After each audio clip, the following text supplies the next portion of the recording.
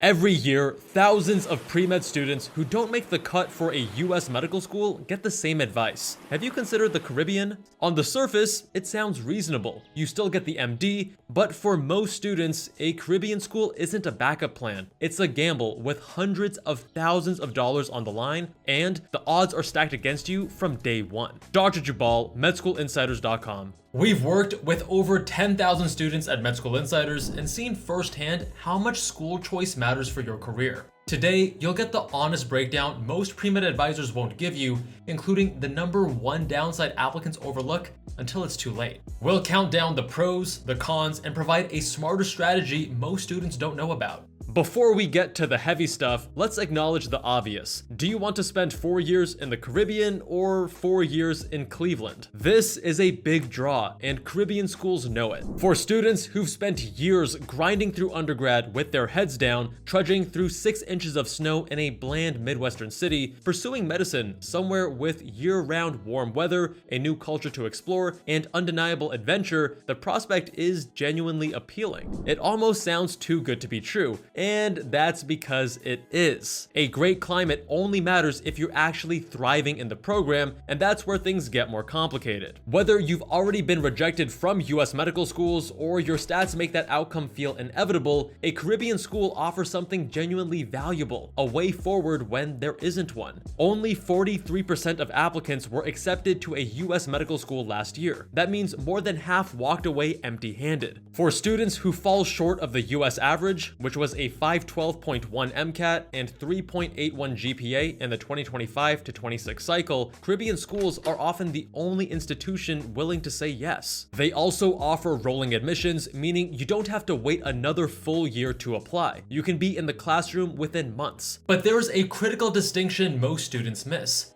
Getting into medical school and securing a career as a practicing physician are two completely different things. We can't stress that enough. Getting into med school is only the first battle, and that's where the Caribbean promise starts to fall apart. Before we go further, there's one option most students dismiss too quickly.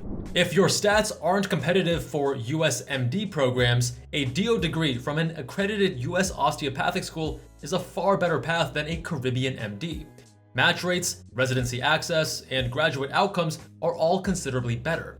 We've covered DO versus MD in detail in a previous video, linked in the description. That said, DO isn't perfect. For competitive specialties like dermatology, orthopedic surgery, or plastic surgery, DO graduates still face real disadvantages compared to US MD graduates. And given that over 72% of medical students change their specialty or aren't sure to begin with, locking yourself out of options before you even start is a serious risk. A DO degree keeps far more doors open than any Caribbean school. But if you're also not able to make the cut for DO programs, here's what you need to know about the Caribbean. Every Caribbean school will hand you a glossy match rate. It looks reassuring, but when you look at where that number actually comes from, the picture gets a lot murkier. The NRMP publishes this data every year. In 2025, 93.5% of US medical school graduates successfully matched into residency. For US citizen IMGs, which includes Caribbean graduates, that number drops to 67.8%. That difference is massive. And think about the risk. Not matching into residency means not earning a doctor's salary, all while having hundreds of thousands of dollars of debt you can't pay off. More on the financial consequences later in this video. Now, the big 4 Caribbean schools, St. George's, Ross, AUC, and Saba, will tell you their rates are between 94 and 97%.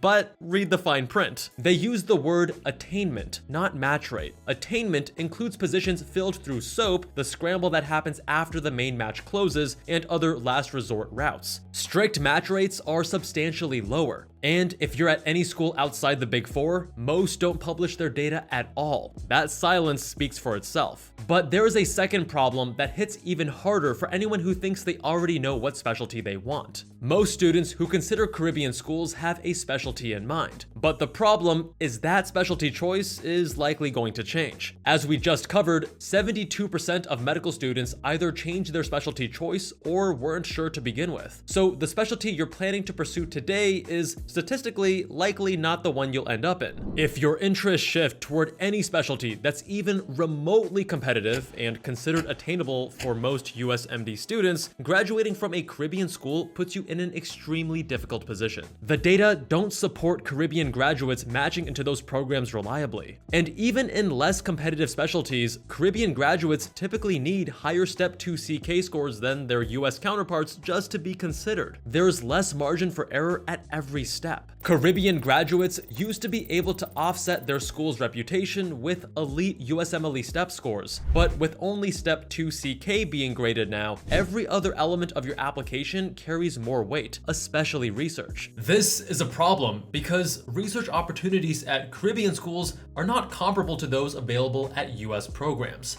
US MD schools have established research infrastructure, NIH-funded faculty, and institutional pipelines that connect students to publications, abstracts, and presentations.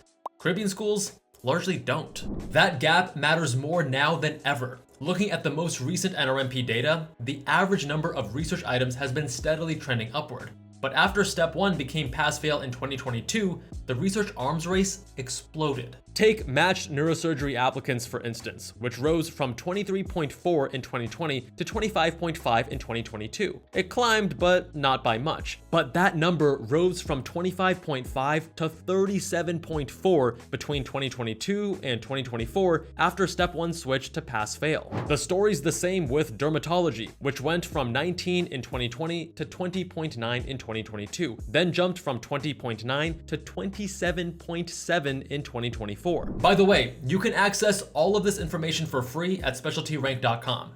Research requirements are rising across all specialties, regardless of competitiveness, and we expect these numbers to skyrocket again when new NRMP data are released later this year.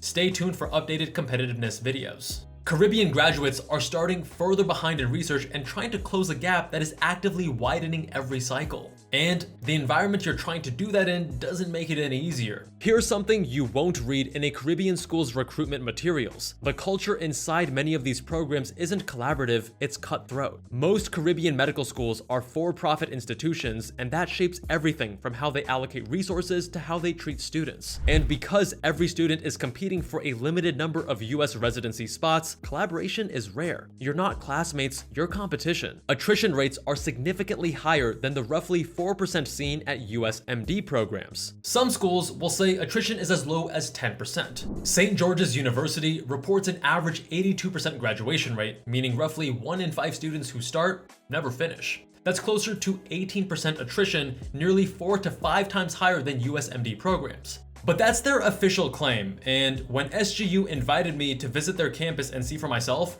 I found some concerning gaps in their graduation rate data, and you can see the full story with all the spicy details in the video linked in the description. In short, I would estimate their attrition closer to 30 to 35%, and this is ostensibly one of the strongest Caribbean medical schools. Many Caribbean programs are for-profit institutions enrolling over 1,500 students per year compared to roughly 100 to 150 at most US MD programs. Even as class sizes expand, resources don't always scale at the same rate, and that gap shows up in outcomes. Many Caribbean programs don't publish full attrition data at all.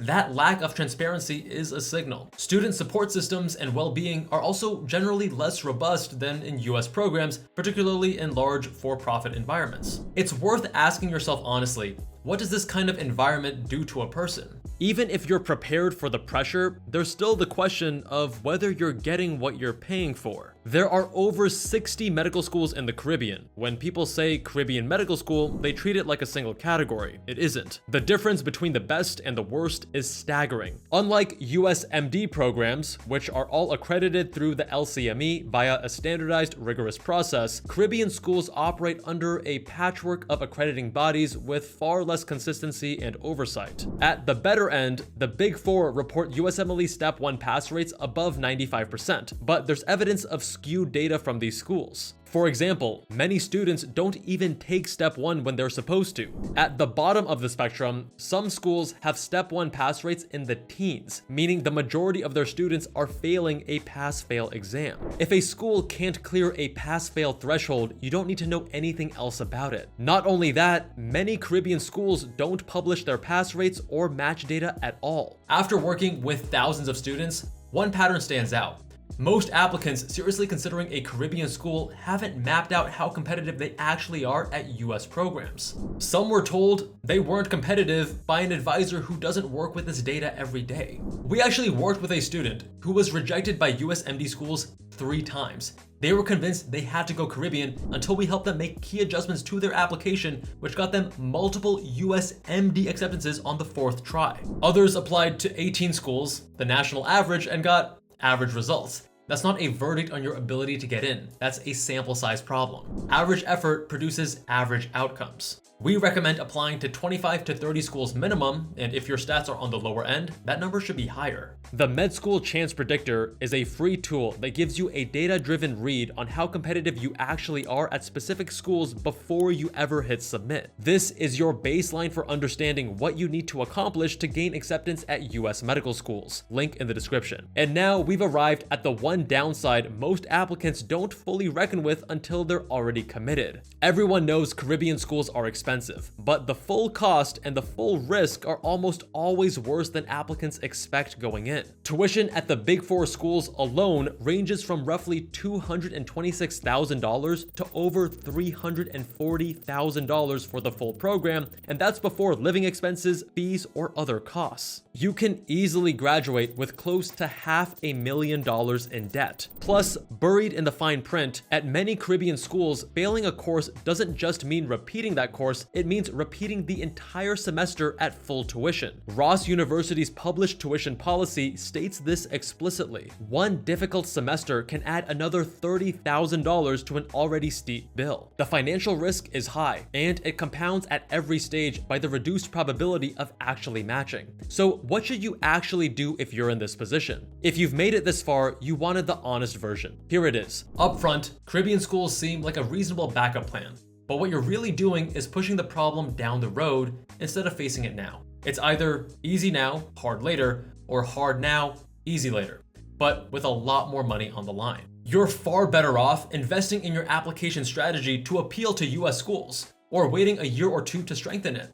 We've helped many students with low GPAs and MCAT scores secure multiple acceptances with a strategic school list and a compelling narrative woven throughout their application. We're not saying Caribbean schools produce bad doctors, but the path is much harder, the risks are real, and for most students, there's a better option. Use the Med School Chance Predictor right up here to see where you stand.